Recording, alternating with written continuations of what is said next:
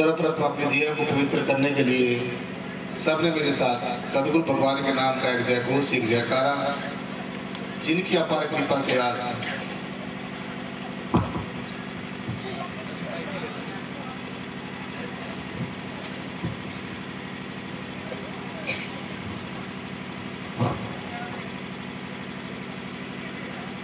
आओ शासन जी। सबसे पहले अपने जिया को पवित्र करने के लिए परमेश्वर की चर्चा सुनने और सुनाने का हम सबको ये जो सौभाग्य प्राप्त हुआ है, सबने समर्पित भाव से अपने अपने हाथ खड़े करके सदगुरु भगवान के श्री चरणों का ध्यान करके सदगुरु भगवान के एक नाम का एक जयघोष है। बोलो सदगुरु भगवान की, बोलो सदगुरु शहंशाह बाबा बूटा सिंह जी महाराज, बोलो सदगुरु शहंशाह बाबा मेहताब सिंह जी महाराज, बोलो सदगुरु शहंशाह बाबा लक्ष्मण सिंह जी महाराज, बोलो सदगुरु संत समाज की, बोलो सदगुरु स्वामी ज्ञानानंद जी महाराज।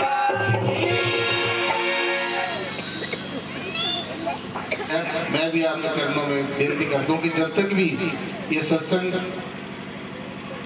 ये ज्ञान चर्चा यहाँ पर हो, सबने शांति प्रिय ढंग से बैठे रहना है, क्योंकि शांति प्रिय ढंग से हम बैठेंगे और खाली होकर हम बैठेंगे, सदगुरु भगवान के श्री चरणों में ध्यान करके बैठेंगे, अपना हाथ सदगुरु भगवान के हाथ में देकर बैठेंगे, तभी हमारे पल्ले कुछ पड़ेगा। सुबह के शिष्टाचार भी है और हमारी संस्कृति है, सभ्यता है कि जब भी कहीं पर परमेश्वर के नाम की चर्चा होती है तो हमने एक अच्छे नागरिक का, एक अच्छे शिष्टाचार का सबूत देना चाहिए। तो सबसे मेरी बेनती है, खासकर बच्चों से, क्योंकि मैं जब से भी ये सत्संग चल रहा है देख रहा हूँ कि शोर शराबा थोड़ा ज्यादा है, लेकिन अब शांति प्रिय ढंग से शासन सुनने बैठे रहना है। तो बोलो सतगुरु भगवान की।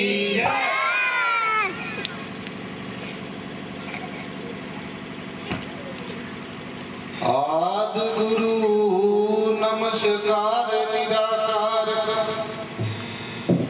श्री सतगुरु चरण रोत प्रोत परवेश,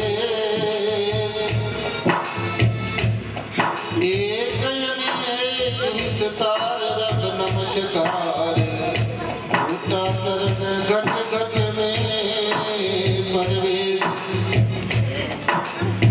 दौत बंधन गुरुदेव निराकार जस दरस दिखाया, सुखा विचों करके सुखा से रलाया, जन्म मरण दुख घटया,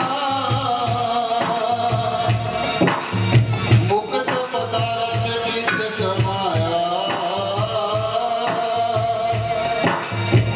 दुखी हो संसार है, आवागमन का भरन चुकाया, नमकार मसीरों उतरे, मन मुख कौड़ी जन्म गवाया, शरण पड़े बूटा सिंह जी, सत शब्द दे मुक्त कराया, शरण पड़े बूटा सिंह जी, सत शब्द दे मुक्त कराया, प्रेम भगत गुरु पूज के निराकार राध्यान बिगड़ाया, जेहा पिता महताब तेहा फल पाया, जेहा पिता महताब तेहा फल पाया,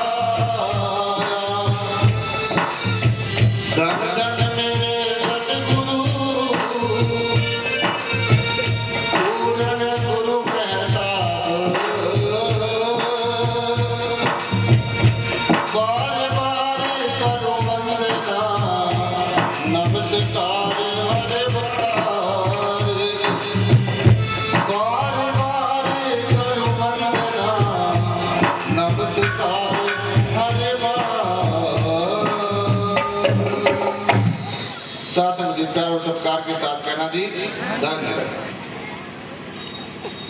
आज के इस समागम में ये जो ज्ञान चर्चा यहाँ पर हो रही है, महापुरुषों ने, मातृशक्ति ने अपने अपने जीवन में अनुभव के अनुसार अपने अपने विचार आपके समक्ष रखे।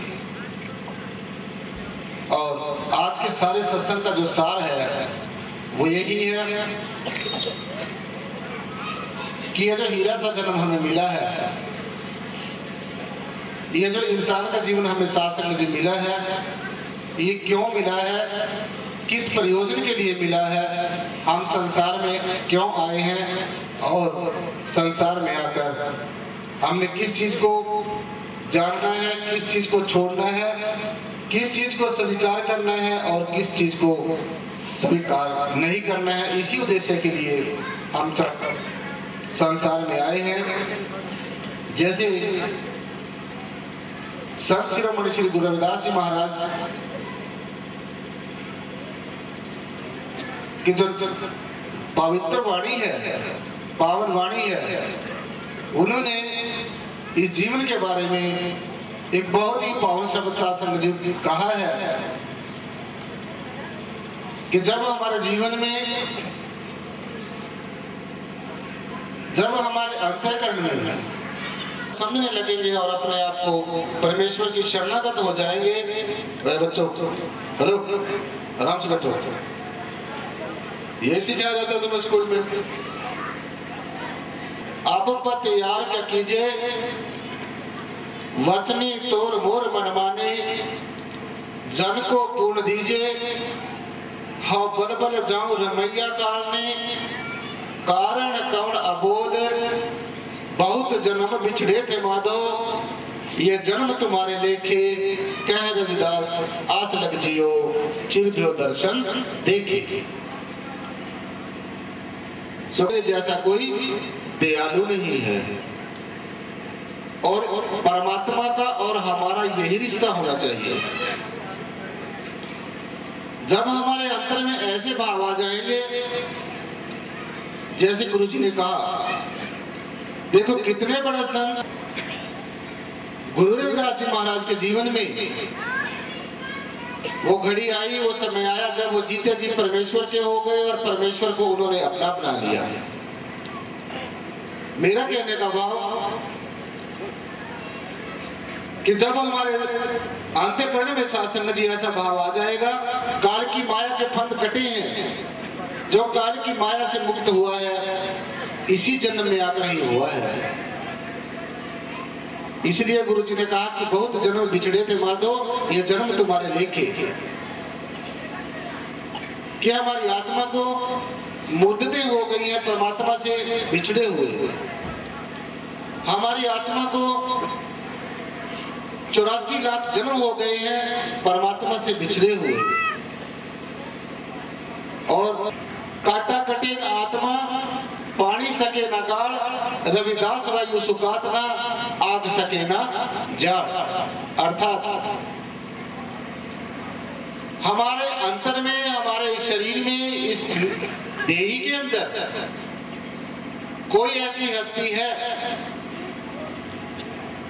जिसको ना अग्नि जला सकती है, ना पानी गला सकता है, ना हवा उड़ा सकती है और ना कोई अस्त्र शस्त्र काट सकता है। ये पहचान संतों महापुरुषों ने हमें बताई है कि हमारी आत्मा की ये पहचान है। स्वयं से ये बात सिद्ध हो जाती है कि ये पैसा भी वहीं रख लो। तो गुरु महाराज ने फिर कहा कि यही आत्म तत्व है। तो अगर हम ये सोचते हैं कि ये शरीर हमारा सत्य है तो ये फना होता रहता है, बदलता रहता है, तो इससे ये बात सत्य सिद्ध हो गई कि हम ये शरीर नहीं है। इस शरीर के अंदर जो मन है, बुद्धि है, चित्त है, अहंकार है, ये चार जो हमारा अंतःकरण हमारे शास्त्रों में दर्शाया गया है, इसको सुचित में भी बदलाव आता रहता है। तो इसलिए आपका असली स्वरूप चित्त भी नहीं है, अर्थात ये शरीर भी आप नहीं हो। हम अज्ञानता बस सोचते हैं कि हम ये शरीर हैं, लेकिन जो वास्तविकता है वो ये है कि आप ये शरीर नहीं हो। इस शरीर के अंदर जैसे मैंने बताया कि मन है, ये भी बदलता है, बुद्धि है, ये भी बदलती है, चित्त है, ये भी बदलता है, और जो अहंकार है, सबसे बड़ी रुकावट भक्ति मार्ग में है अहंकार, अहम, भ्रम, शंका, संदेह। सो जब तक ये दूर नहीं होगा तब तक कुछ भी बनने वाला नहीं है। इसलिए गीता में भगवान कृष्ण ने अर्जुन को उपदेश देते हुए कहा कि हे अर्जुन, तू इस तन से परे, मन से परे, बुद्धि से परे, चित्त से परे, अहंकार से परे, हे अर्जुन तू एक पावन पवित्र आत्मा है, और आत्मा बनकर ही संसार में ऐसा गुरु मिला जिसने हमें परिपूर्ण ज्ञान नहीं दिया। परिपूर्ण, पूरा कॉम्पिटेंट हमारा गुरु होना चाहिए, जिसने पहले परमात्मा को देखा हो। देखो, मैं आपको बड़ी अजीब सी बात बता रहा हूं। ज्यादातर संत महात्मा यही कहते हैं कि परमात्मा को देखने वाली चीज नहीं है, लेकिन जिन्होंने परमात्मा को देखा है, गुरु रविदास जैसे संतों ने, कबीरदास जी महाराज जैसे संतों ने, महायोगी गोरक्षनाथ जी महाराज जैसे संतों ने, गुरु नानक साहब जैसे संतों ने, और भी अनेक संत महापुरुषों ने, जिन्होंने परमात्मा को देखा है, जाना है, पहचाना है, तभी उन्होंने परमात्मा के बारे में कहा है। जिस चीज को हमने देखा ही नहीं उसके बारे में कुछ नहीं कह सकते। अगर परमात्मा की रुस्तुति की है, अगर परमात्मा की इंपॉर्टेंस कही है, अगर परमात्मा के गौरव और गरिमा और महिमा कही है, तो इससे ये बात सत्य सिद्ध हो जाती है कि पहले परमात्मा को देखना, इन खुली आंखों से देखना, जैसे आप संसार को देखते हैं परमात्मा को भी देख सकते हैं। बड़ी अजीब सी बात लगती होगी आपको भी, क्या हमने परमात्मा को कभी देखा है और क्या हम परमात्मा को देख सकते हैं? देख सकते हैं साथ संगत जी।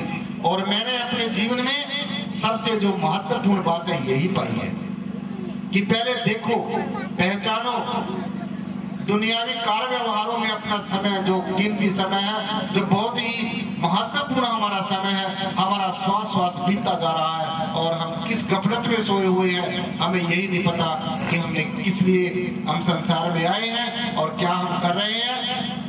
वैसे ही हम कह देते हैं कि हम गुरु रविदास जी महाराज को मानते हैं, वैसे ही हम कह देते हैं कि हम फलां संत को मानते हैं। अगर हम अपने संतों महापुरुषों की आदर्शों को, अगर हम अपने संतों महापुरुषों के पद चिन्हों पर चलते हैं, तो गुरु जी ने पता क्या कहा है? ध्यान से सुनने वाली बात है कि बिन देखे उपजे नहीं आशा, जो दिसे सो सगल विनाशा। ये गुरु रविदास जी की वाणी में कहा है ऐसा।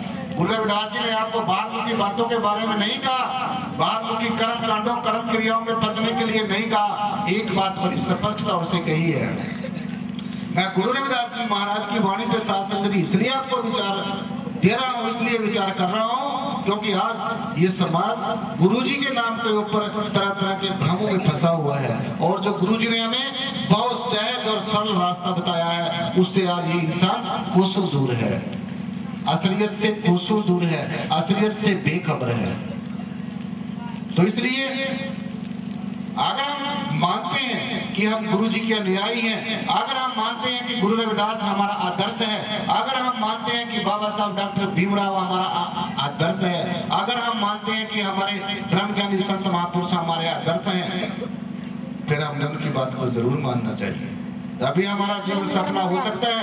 अब गुरु रविदास के जीवन का सवाल नहीं है, अब कबीरदास जी के जीवन का सवाल नहीं है, अब और किसी संत महापुरुष के जीवन का सवाल नहीं है, अब सवाल है आपके और हमारे जीवन का।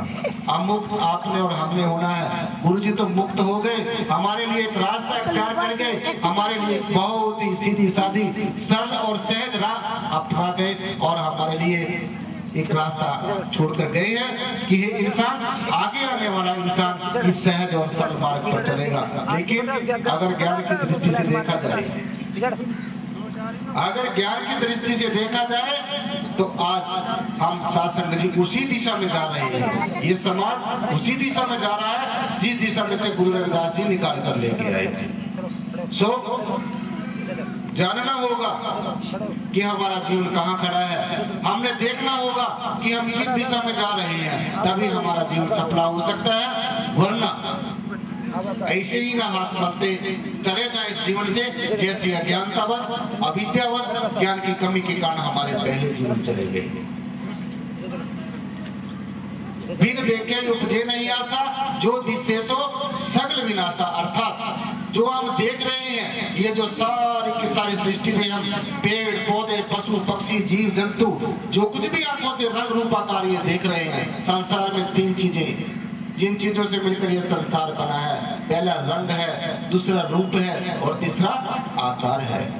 रंग रूप आकार से मिलकर जो चीज बनी है वो हमें दिख रही है और इसी को ही हम सत्य मान लेते हैं कि ये जो रंग रूप आकार से बनी चीजें दिख रही हैं ये सत्य है। लेकिन गुरुजी ने सत्य नहीं कहा, उन्होंने ये कहा कि बिन देखे उपजे नहीं आशा। अर्थात जब तक हमने परमात्मा को देखा नहीं है, बात परमात्मा की है, बात परमेश्वर की है, बात सारी सृष्टि की शक्ति की है, जिसने सारी सृष्टि की संरचना की है, जो परवरिश कर रहा है, जो ब्रह्म रूप में सारी सृष्टि की संरचना करता है, विष्णु के रूप में सारी सृष्टि की परवरिश करता है और देवादिदेव भगवान शिव के रूप में सारी सृष्टि का संहार करता है। लेकिन आप इन तीनों से परे हैं।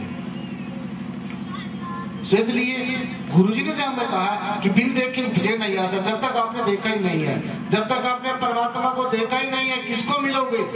हम कहते हैं कि परमात्मा से प्रेम करो, परमात्मा से प्यार करो, परमात्मा का ध्यान करो, परमात्मा का नाम लो, लेकिन हमने देखा तो नहीं है। आपने कभी परमात्मा को देखा ही नहीं, किसका ध्यान करोगे? आपने परमात्मा को कभी जाना ही नहीं, तो आपको क्या पता लगेगा कि परमात्मा कहाँ है? सिर्फ हम वाणी में पढ़ लेते हैं कि परमात्मा सर्वव्यापी है, लेकिन वाणी में यह भी लिखा है परमात्मा सबसे न्यारा भी है, सर्वव्यापी सबसे न्यारा ऐसी लीला है अपरंपारा। ये गुरु जी की वाणी में लिखा है। आप प्रेमी के जीव हो, बुद्धि जीव हो, घर जाके पढ़ लेना और देखना फिर अपने जीवन को कि हमारे जीवन में क्या वो बातें उतरी है, क्या हमारे ख्यालात में वो बातें उतरी है, तभी हमारा जीवन सफल होगा। अगर ऐसे वाणियों को पढ़ते रहे, ऐसे ही बातें करते रहे, कुछ नहीं मिलने वाला साधु जी। ये मैं बात इसलिए आपको बता रहा हूँ कि आप भोले भाले समाज के जीव हो, भोले भाले समाज के लोग हो, आपको इधर उधर की बातें करके ऐसे ही लोग अब तक बहकाते रहे, ऐसे ही अब तक जो है धर्म के ठेकेदार इस समाज को ऐसे ही गुमराह करते रहे। लेकिन अब वो समय नहीं है। अब आप पढ़े लिखे हो, आप बुद्धिजीवी हो, ज्ञानवान हो, पहले देखो, जानो, पहचानो, जैसे गुरुजी ने हमें कहा है। उनके आदर्शों को मानो, उनकी बातों को मानो, तभी हमारा जीवन सफल हो सकता है। वरना ऐसे हाथ मलते न चले जाएं जैसे हमारे पहले जीवन चले गए। तो भक्ति मार्ग में दो बातें सबसे इंपॉर्टेंट, सबसे महत्वपूर्ण, सबसे अहमियत रखने वाली जो बातें हैं, कर्ता भाव कि मैं कर रहा हूं, अमुक कार्य मैं कर रहा हूं, ये भाव छोड़ देना। ना कर्तासी ना भुक्तासी मुक्तेवासी सर्वदा। अर्थात ना तुम करने वाले हो ना तुम भोगने वाले हो। अगर ये सोचोगे कि हम करने वाले हैं, अगर सोचा जाए ना, एक तो हम सोच रहे हैं कि हम कर रहे हैं, दूसरा हम कह रहे हैं कि परमात्मा कर रहा है, फिर तो करने वाले दो हो गए। लेकिन करने वाले दो नहीं हो सकते, करने वाला एक ही है, एक ही था और एक ही रहेगा। अब सवाल उठता है कौन है वो करने वाला? हमने कभी देखा तो नहीं, हम कैसे ये मान लें कि करने वाला परमात्मा है? हम ये सोच रहे हैं कि हम कर रहे हैं, आप नहीं कर रहे, आपके द्वारा कराया जा रहा है। लेकिन कौन करा रहा है? अब सवाल आज इसी बात का है। एक सवाल अगर इंसान ने अपने जीवन में जान लिया, अगर इस जो जन्म जन्मांतरों की उलझी बुद्धि है, परमात्मा को देखना, परमात्मा का दर्शन करना, परमात्मा की जानकारी प्राप्त करना, तो साधक तभी जाकर बेड़ा पार हो सकता है। जैसे अपनी सावधानी छोड़े और कब मैं इसको अपने जो है आगोश को लूं, कब मैं इसके ऊपर अपना वार करूं, कब मैं इसको अपनी चपेट में लूं। जो परमात्मा की पहचान, रूप नरेक न रंग त्रय गुण से प्रभु फिर। अर्थात परमात्मा कौन है? जिसका न रंग है, न रूप है और न आकार है। तो जिसका रंग नहीं है, रूप नहीं है, आकार नहीं है, तो फिर वो कौन हुआ? देखिए, सोई अज्ञानता है इंसान की, कह देता है कि ऊपर वाला करेगा। ऊपर वाला हम इसलिए कहते हैं कि जो हमारे सबसे सुप्रीम है, जो हमारे सबसे जो बड़ा है, ऊंचा है, इसलिए हम ऊपर वाला कह देते हैं। ऐसा नहीं है कि ऊपर कहीं भगवान आकाश में बैठे हैं, भगवान सारी जगह है, ये निराकार सत्ता सब जगह है। मध्य कहाँ है? मध्य का मतलब हमारे बीच में। अब देखो, अब आपके बीच में कौन है? पहले सत्य स्वरूप था, यह ये नहीं कहा वह, यह कहा यह और वह दो चीजें होती हैं। वह वो होता है जो दूर होता है, यह ये होता है जो हमारे नजदीक होता है। तो गुरु जी ने वह नहीं कहा, उसने ही कहा कि वो परमात्मा है, ये कहा यह परमात्मा।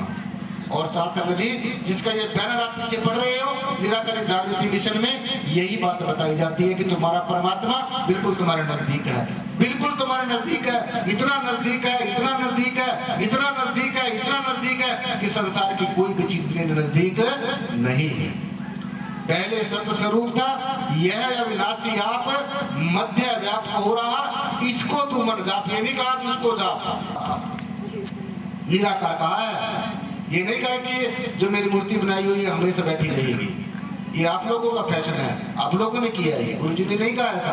अंत काल भी रहेगा निराकार प्रताप। पहले भी ये निराकार सत्ता थी, अब भी यही निराकार सत्ता है, और आगे भी ये निराकार सत्ता ही रहेगी। अब आप देख लो कि बाबा जी ने क्या कहा और हम लोग क्या कर रहे हैं।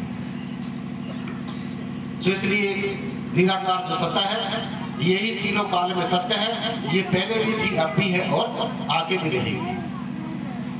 पग बिन चले, सुने बिन काना, कर बिन कर्म, करे रिधि नाना। देखो कैसी अच्छी कृष्ण की बात। आपको विश्वास नहीं, आम आदमी को विश्वास नहीं होता कि क्या परमात्मा बिना मुख से बोल सकता है? क्या परमात्मा बिना आंखों से देख सकता है? क्या परमात्मा बिना हाथों से कर सकता है? क्या परमात्मा बिना पैरों से चल सकता है? यह सोच आदमी भी ऐसा नहीं हो सकता, लेकिन ऐसा हो सकता है, और ऐसा ही होता है। पग बिन चले, सुने बिन काना। जो जैसे ये पैर है, अब इन पैरों से चलते हैं, लेकिन परमात्मा बिना पैरों से ही चलता है। सब कुछ परमेश्वर ही करता है। इसलिए ये जो जितने आपके हाथ हैं, ये आपकी आंखें हैं, ये आपके पैर हैं, ये आपका जो कुछ भी जिसको हम सोच रहे हैं हमारा है, ये आपका कुछ नहीं है। ये सब परमात्मा की सौगात है, सब कुछ परमात्मा की ही ये दी हुई दौलत है, और जब चाहे परमेश्वर इससे वापस ले सकता है।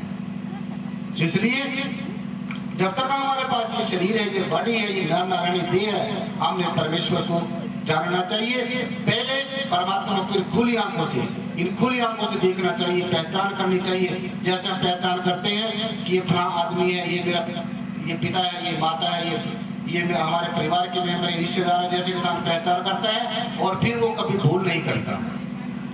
जब उसको पहचान, हे परमात्मा तू मुझे दूर करने की लाख कोशिश कर, तू मुझे अपने चरणों से दूर करने की लाख कोशिश कर, लेकिन मैंने तो तेरे साथ प्यार कर लिया है, मैंने तेरे साथ प्रीति कर ली है, और मैं तेरे को नहीं छोड़ सकता। और जो परमात्मा का सच्चा दीवाना होता है, सच्चा प्रेमी होता है, प्यार करने वाला होता है, भगवान उसकी अनेकों परीक्षाएं लेता है, क्योंकि हमने ऐसी शक्ति के साथ दोस्ती करनी है जो सारी सृष्टि का मालिक है, जो सारी सृष्टि का शहंशाह है, करता धरता है। तो अगर आप इतने बड़े शक्ति के साथ दोस्ती करोगे, प्यार करोगे, तो वो भी कुछ ना कुछ तो आपको आजमा कर देखेगा। इस आशा में देखो, जिन्होंने परमेश्वर से प्यार किया, जिन्होंने परमात्मा को जाना, जिन्होंने परमात्मा के जीते जी जो एक रूप हुए, उनका क्या हाल हुआ है। चाहे आप गुरुदेव दास जी को उदाहरण लीजिए, गुरु जी को परमात्मा से मिलने के लिए अनेकों परीक्षाएं हुई, लेकिन उन्होंने कभी भी घुटने नहीं टेके, कभी उन्होंने हार नहीं मानी, क्योंकि वो जान चुके थे कि जो कुछ हो रहा है सब परमेश्वर की दया से हो रहा है, परमेश्वर की कृपा से हो रहा है, सब कुछ परमेश्वर कर रहा है। और जो तुम तोड़ो राम, हम नहीं तोड़े, तुम संग तोड़ कवन संग जोड़े। सबने शासन शांति पे बैठे हैं। बोलो सतगुरु महाराज की, बोलो सच्चिदानंद श्री गुरु रविदास जी महाराज।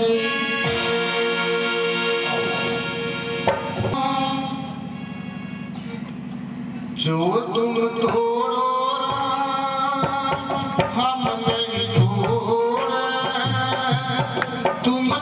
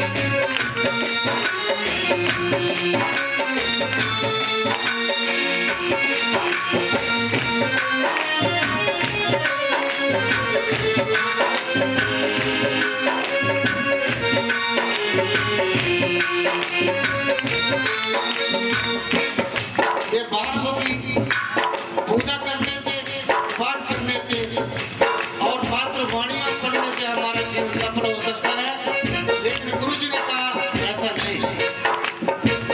ऐसा नहीं हो सकता। अगर परमेश्वर को जानना चाहते हैं, अगर परमेश्वर को पहचानना चाहते हैं, तो इन सब बातों से ऊपर उठना पड़ेगा और जानना पड़ेगा कि हम मात्र शरीर नहीं है।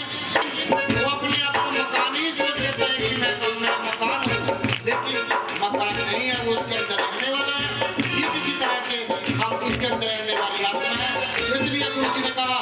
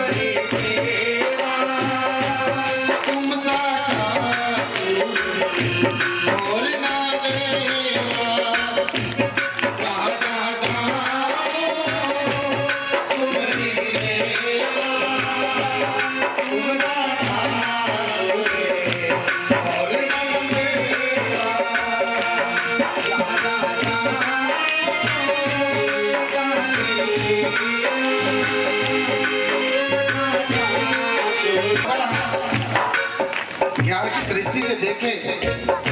जैसे गुरु जी ने कहा कि मैं जहां जहां भी जाता हूँ, हे परमेश्वर मैं तेरा ही दर्शन दीदार करता हूँ। तो अगर हम ये सोचते हैं कि परमात्मा सिर्फ किसी मंदिर में, अगर हम ये सोचते हैं कि परमात्मा सिर्फ हिंदुओं के ऊपर ही है, तो ये भी बात नहीं हो सकती। गुरु जी ने कहा कितना वाह और पवित्र ज्ञान है, कितनी सहज और सरल धारा है। हाँ जी, जहाँ जहाँ दोनों में क्या बात है।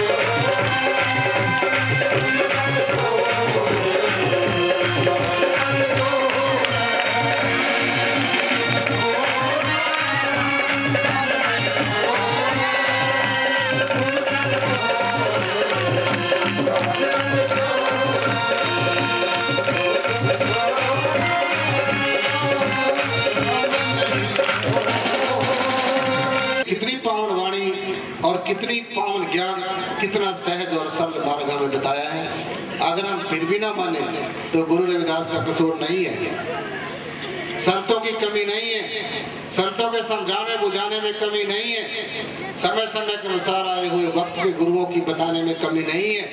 आज आप देखते हैं कि गुरुओं के नाम पर, मिशनों के नाम पर, पूजा पाठ और पद्धतियों के नाम पर ये झगड़े क्यों?